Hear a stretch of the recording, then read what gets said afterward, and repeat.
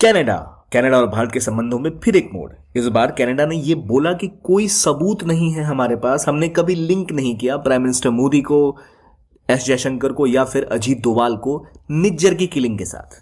आखिर ये मामला क्या है, क्यों बार बार ये मामला उठता रह रहा है, क्यों हरदीप सिंह निज्जर को लेकर जब इनके प्राइम मिनिस्टर ने वहां की संसद में जाके क्लियरली बोला कि इंडियन गवर्नमेंट की एजेंसीज इन्वॉल्व है, उसके बाद वो आके कह रहे हैं कि ना ही प्राइम मिनिस्टर मोदी इन्वॉल्व है, ना ही फॉरेन मिनिस्टर इन्वॉल्व है, ना ही हमारे एनआईए या एनएसए इन्वॉल्व है। तो ये सब क्या है? सिक्योरिटी एडवाइजर का इसमें हाथ नहीं, प्राइम मिनिस्टर का हाथ नहीं, तो फिर उनके प्राइम मिनिस्टर ने कैसे स्टेटमेंट दी थी? क्या है ये पूरा मामला और क्यों बार बार ये सब बोलने के बाद आखिरकार अब कनाडा खुद इस बात से मुकर रहा है? आइए जानते हैं इस कहानी को इस वीडियो में। वेलकम टू ज्ञान कोश। पहले समझिए मामला क्या है।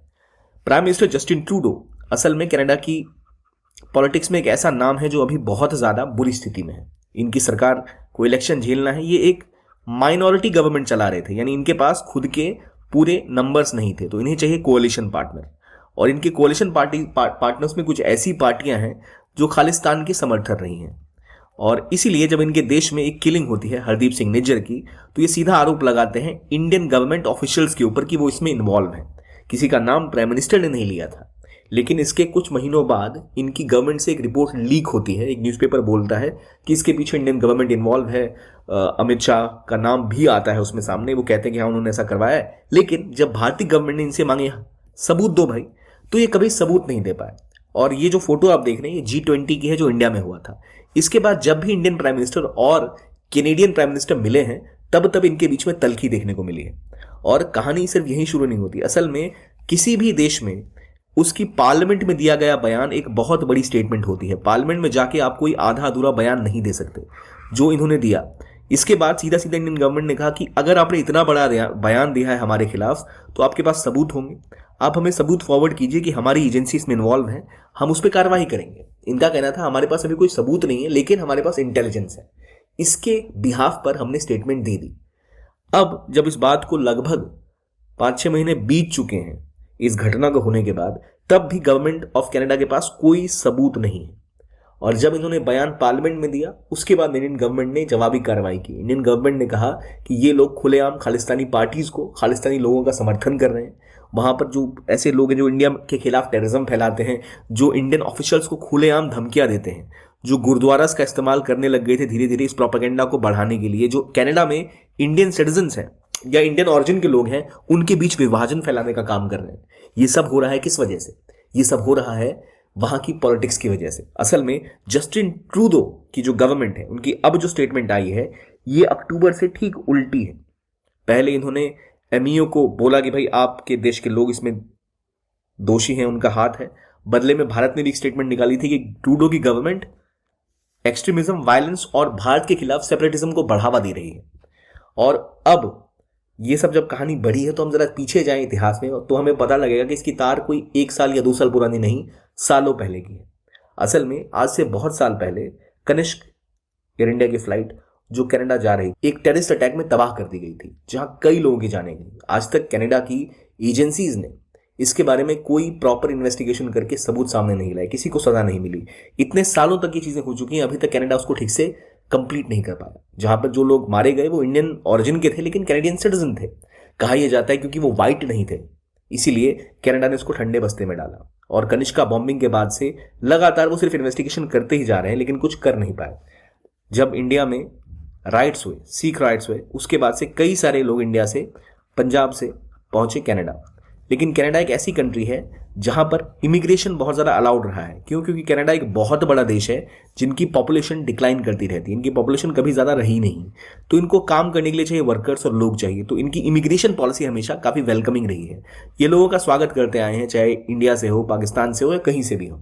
तो लोग यहाँ पढ़ने जाते हैं या फिर यहाँ का वीज़ा लेके जाते हैं, फिर वहाँ पर वो रेजिडेंसी लेके, जिसे पीआर कहते हैं, परमानेंट रेजिडेंसी, वो लेकर वहाँ रहने लगते हैं, बाद में नागरिकता भी ले सकते हैं। तो एक इमिग्रेंट वेलकम कंट्री की तरह इसे देखा जाता था।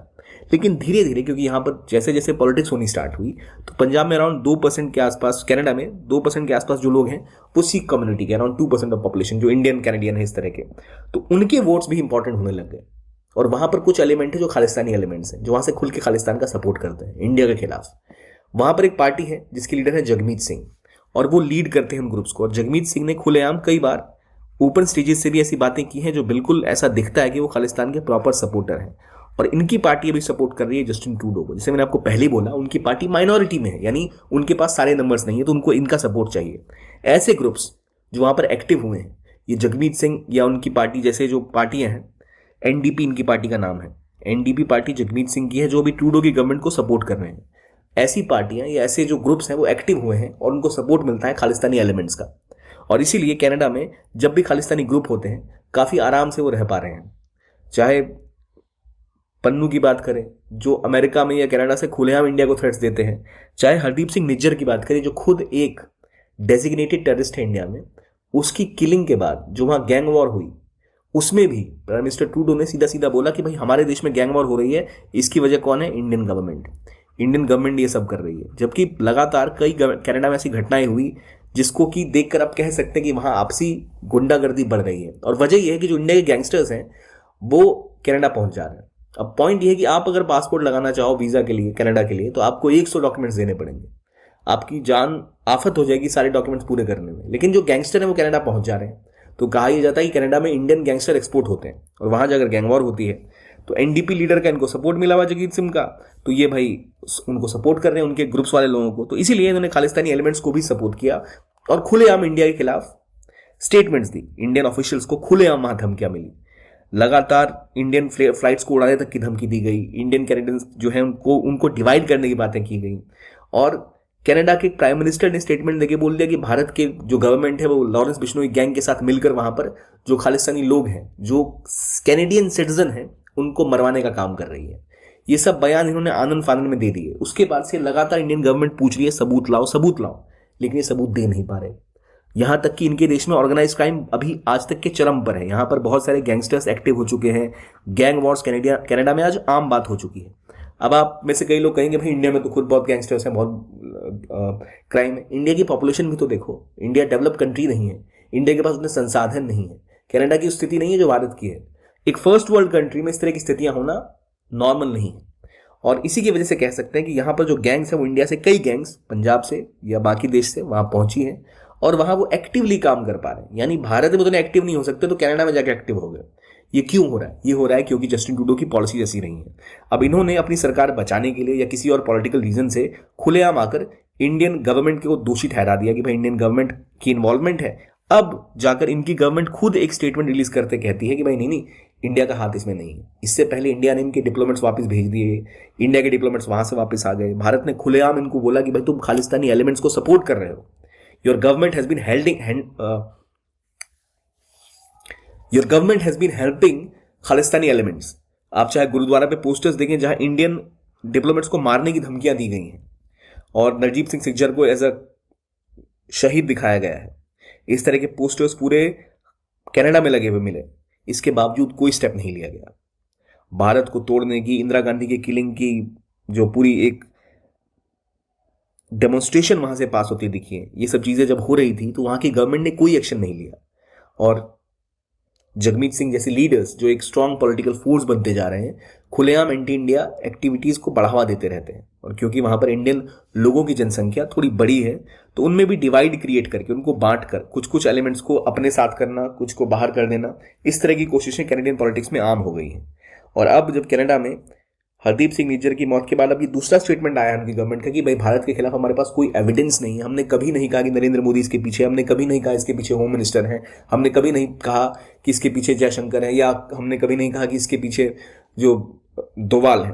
लेकिन जब ये सब आज उन्होंने बोला तो पहले आरोप लगाए क्यों गए? आरोप इसलिए लगाए थे कि इन्हें ऐसा लगा था कि इस किलिंग के बाद एक बड़ा आसान सा मौका है जहां इंडियन गवर्नमेंट को टारगेट किया जा सकता है। इंडियन गवर्नमेंट को हम टारगेट करेंगे तो जो बाकी माइनॉरिटी पार्टीज हैं जैसे एनडीपी जो जगमीत सिंह की पार्टी है वो हमारा सपोर्ट नहीं छोड़ेगी, हमारी सरकार चलती रहेगी और बाद में जो होगा हम देख लेंगे, जरूर इसके पीछे कुछ ना कुछ तो होगा। लेकिन ऐसा कुछ हुआ नहीं। अब एक्सक्यूज ये दी है इन्होंने कि हमारे पास कोई सबूत नहीं है कि भाई वो क्रिमिनल एक्टिविटी में इन्वॉल्व है। और वो तो उस समय अक्टूबर 14 को जो हमने स्टेटमेंट जारी की थी वो इसलिए जारी की थी क्योंकि हमारी जो रॉयल कैनेडियन माउंटेन पुलिस है, जो हमारी पुलिस फोर्स है, उसको ऐसा लगा था कि अभी बहुत ज़्यादा सिक्योरिटी कंसर्न है। इस सिक्योरिटी कंसर्न को रिजॉल्व करने के लिए हमें ज़रूरत है कि हम लोगों को बोले कि थ्रेट आ रहा है, इसी वजह से हमने स्टेटमेंट जारी की। लेकिन हमारे पास ऐसा कोई सबूत नहीं है। तो इनकी जो रॉयल कैनेडियन माउंटेड पुलिस है उसने किस बिना पर बोल दिया कि इंडियन गवर्नमेंट इन्वॉल्व है, और इनके प्राइम मिनिस्टर ने इतनी बड़ी स्टेटमेंट आगे खुद कैसे दे दी।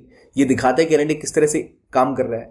अब कनाडा के साथ भारत के संबंध अभी बहुत बुरे दौर से गुजर रहे हैं। ये जो एक स्टेटमेंट आई है ये शायद एक स्टेप बैक है। जो पहले बहुत ज्यादा ट्रूडो अपने आप को खुलेआम कुछ भी बयान दे रहे थे, उससे थोड़ा पीछे हटके अपने आप को रिस्ट्रेन करने की कोशिश की है, क्योंकि इलेक्शंस आने वाले हैं कनाडा में, शायद वो ना जीते, लेकिन ये चलो एक अच्छी शुरुआत है कि शायद भारत कनाडा के संबंध थोड़े बेहतर हो, क्योंकि कई लोगों को कई दिक्कतों का सामना करना पड़ रहा है इस चीज़ की वजह से। तो अब देखते हैं आगे क्या होता है। अभी तो सिचुएशन कुछ ऐसी ही दिख रही है, आई होप चीज़ें नॉर्मलाइज हो और बेहतर हो। और ये जो इन्होंने अब गवर्नमेंट ने ये बोला है कि इंडियन प्राइम मिनिस्टर या जो फॉरेन मिनिस्टर का कोई भी क्रिमिनल एक्टिविटीज़ के साथ कनेक्शन नहीं है, ये अच्छी बात है। कम से कम ये तो ये मान रहे हैं कि भाई इनके देश में जो क्रिमिनल एक्टिविटीज़ हैं इसके लिए ये खुद जिम्मेदार है, क्योंकि इनको पहले अपनी पुलिस फोर्स को इतना स्ट्रांग बनाना चाहिए कि ऐसी एक्टिविटीज़ ना हो। गैंगस्टर्स उनके देश पहुंच कैसे जा रहे हैं, पहुंच जा रहे हैं तो वहां रह कैसे पा रहे हैं। स्टूडेंट्स को तो वो वापस भेज देते हैं इंडिया टाइम पूरा होने के बाद, ये गैंगस्टर्स कैसे वहां पड़े हुए हैं, और सीधा सीधा पार्लियामेंट में आके बयान कैसे वो दे रहे हैं। तो आई थिंक अब इंडियन गवर्नमेंट ने भी कुछ, तो कई चीज़ें ऐसी होती हैं जो पीछे से होती रहती हैं, हमें पता नहीं होता। कुछ तो ऐसा हुआ है कि इन्होंने स्टेटमेंट दिए, जब भी चीज़ें और डेवलप होंगी आपके सामने और लाएंगे। आज के लिए इतना ही। और अगर आप यूपीएससी का कोर्स करना चाह रहे हैं तो बहुत इंपॉर्टेंट है कि अभी आप ये अनाउंसमेंट सुने कि हमारा फाउंडेशन कोर्स बैच लॉन्च हो चुका है PW ओनली IAS का, जहां अगर आप 2025 या 26 की तैयारी कर रहे हैं तो आपके लिए प्रहार और टाइटन के बैच हैं। जो इंग्लिश के लिए प्रहार है, हिंदी के लिए, इंग्लिश के लिए टाइटन है। 2026 के लिए हमारे हिंदी बैच का नाम संकल्प है और इंग्लिश का नाम टाइटन है। इन बैचेस में आपको मिलती हैं GS की क्लासेस लाइव, उनका रिकॉर्डेड वर्जन भी आपको प्रोवाइड किया जाएगा। आपको CSET की क्लासेस प्रोवाइड की जाएंगी। आपको डेली MCQs मिलेंगे, जहां से आप डेली प्रैक्टिस कर पाएंगे। इन प्रैक्टिस से होता ही है कि आप अपने आप को जज कर पाएंगे कितनी तैयारी हुई, क्या बचा है, टोटली आप प्रिपेयर हो पाएंगे। आपको GS की ई-बुक्स मिलेंगी, कुछ ऐसी जो कॉम्प्रिहेंसिव है। आपको एक ही जगह सारे नोट्स मिल जाएंगे, आपको बार बार अलग अलग जगहों पर भागकर अलग अलग चीज़ें एकत्रित करने की जरूरत नहीं है। सिंगल सोर्स है, उसके बाद आपको क्लासेस अटेंड करनी है, पढ़ना है अपने घर की सहूलियत में रहकर। कोई दिल्ली आना नहीं है, कोई लाखों की फीस नहीं है। कोर्सेज केवल 7,999 रुपये से ही शुरू हो रहे हैं। अगर आप इंटरेस्टेड हैं और डिटेल में जानना चाहते हैं तो इस वीडियो के डिस्क्रिप्शन बॉक्स में, इस वीडियो के कमेंट बॉक्स में आपको लिंक मिल जाएगा, जहां से आप इस कोर्स तक पहुंच के एनरोल कर सकते हैं और जानकारी ले सकते हैं। आज की वीडियो के लिए इतना ही। देखने के लिए बहुत बहुत धन्यवाद। कीप ऑन वॉचिंग ज्ञान घोष।